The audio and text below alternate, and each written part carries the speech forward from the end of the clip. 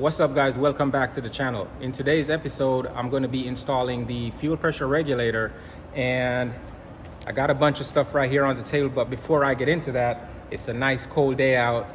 Fortunately for me, my shop has heat. You can hear all the wind blowing, that's the heater going. I got some warm beverage, and I already took a trip to 7-Eleven, and I got my 1000 cc of and I got my 1000 milligrams of lemon juice / vitamin C. This is gonna help prevent those sniffles during this cold time, so let's get it.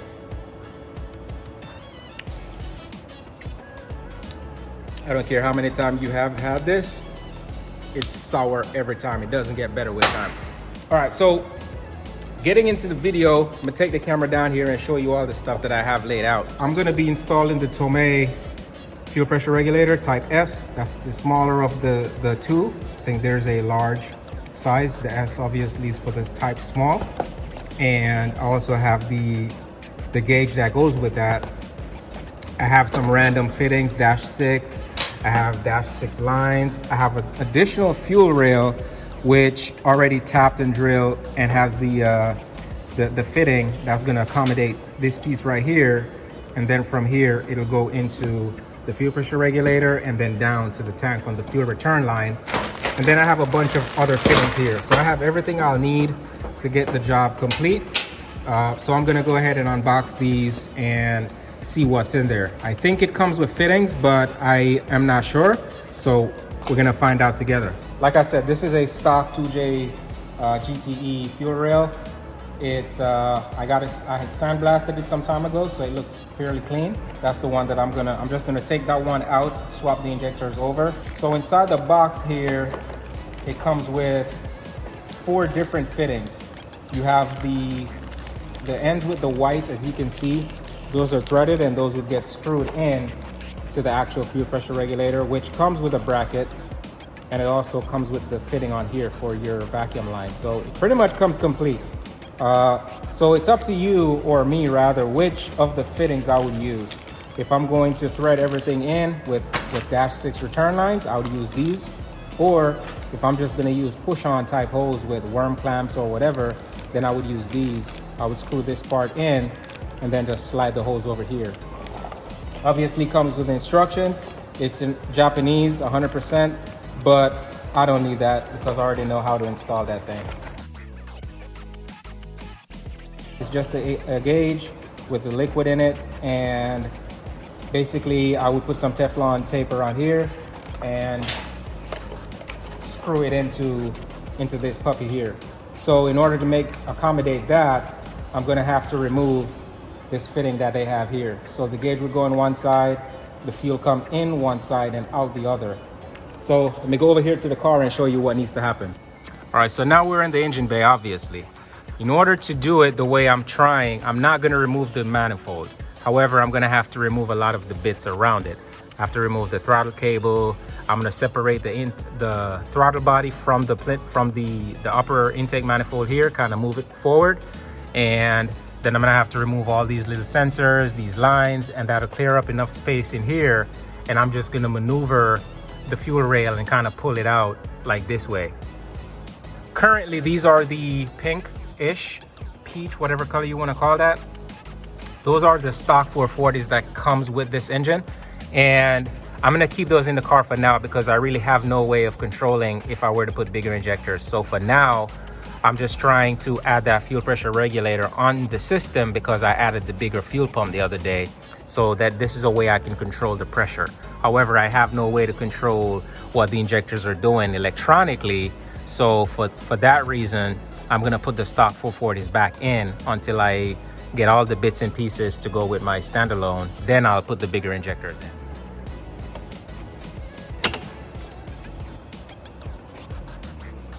All right, so I removed the throttle body's gone, all the little sensors up here are removed. So now I'm going to back here. There's a 17mm bolt right here, and it's a banjo fitting. So there's 2 washers, one on either side of the actual banjo part of the actual line itself. So you got to make sure when you want to do this, you prepare to hold the washer or it'll fall. Good thing is it'll fall on the floor and you can go get it. So the 12mm bolt back here, this one, is hard to get to because this little bracket is here, which holds the last two injectors in place.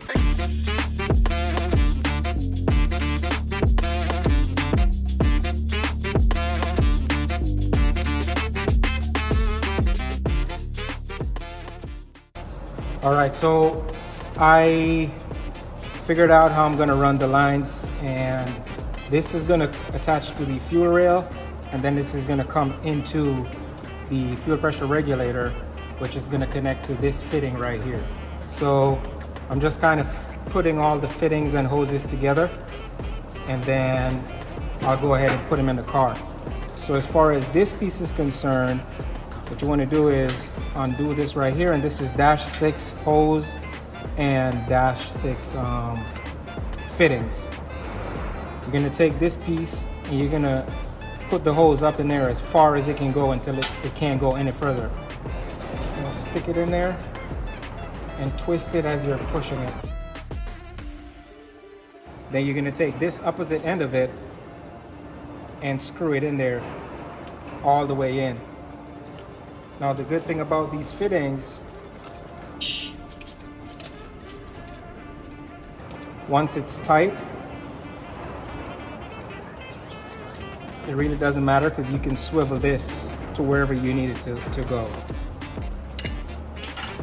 Yeah, these are 14, so just grab my 14mm wrench and tighten away. The good thing about this fitting here at the top, this where the vacuum line goes, you can rotate this to wherever you need it to go as well, and it's not messing with the adjustment. So there's a locking nut right here that's gonna lock once you set the pressure you want to be at, but then you can still rotate this piece wherever you need to make it fit with your vacuum line. So that's kind of cool. So it's just a random piece of bracketry from I think from my intercooler set that I didn't use. So I just kind of bent it how I wanted it to fit and cut it short, made a hole right here. And so this hole at the top is gonna align with this hole, and that's how I'm gonna bolt it onto here, and then this part bolts onto the upper intake manifold. Now that I have everything kind of figured out and sorted out, I'm gonna go ahead and put the fuel rail back in the car. Now,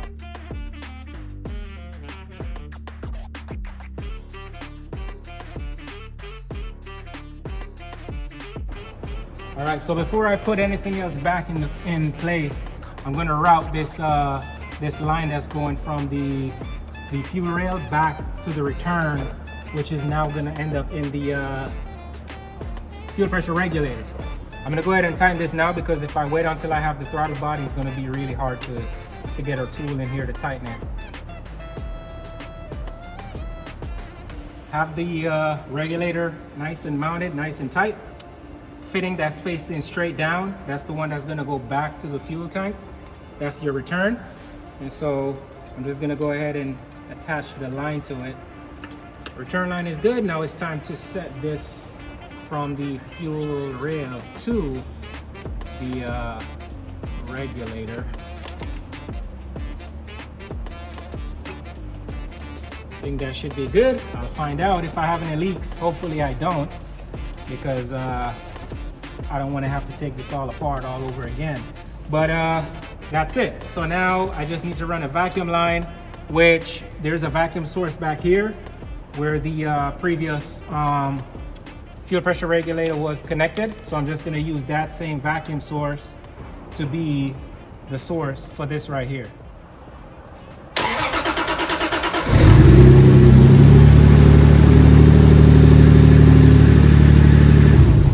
Now I'm gonna look for any leaks before I let it run for a while. Everything looks dry, so I'm gonna start it and let it idle to operating temperature, and then I'll adjust this to 40 with the vacuum line open. So I'm gonna set the gauge at 40 psi without the vacuum line on it. All right, so the car is nice and warm. Now I'm gonna adjust it to 40 psi. Right now it's about 59, 58, so the needle should go this way, counterclockwise to the 40 position. I'm just gonna turn it.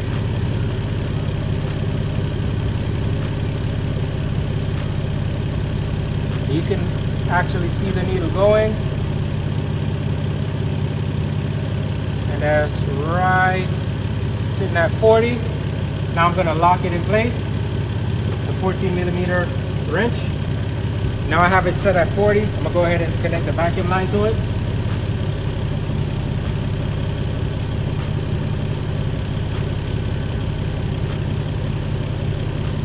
And this part swivels, so not to worry about that. And as you can see, once you put the vacuum line on it, it'll dip down a little bit below 40. But then once you rev it, it should go back up to 40.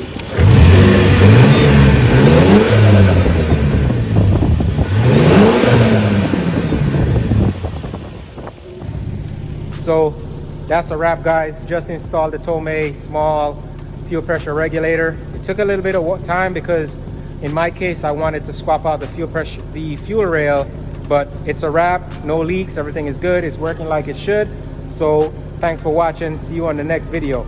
I'm out.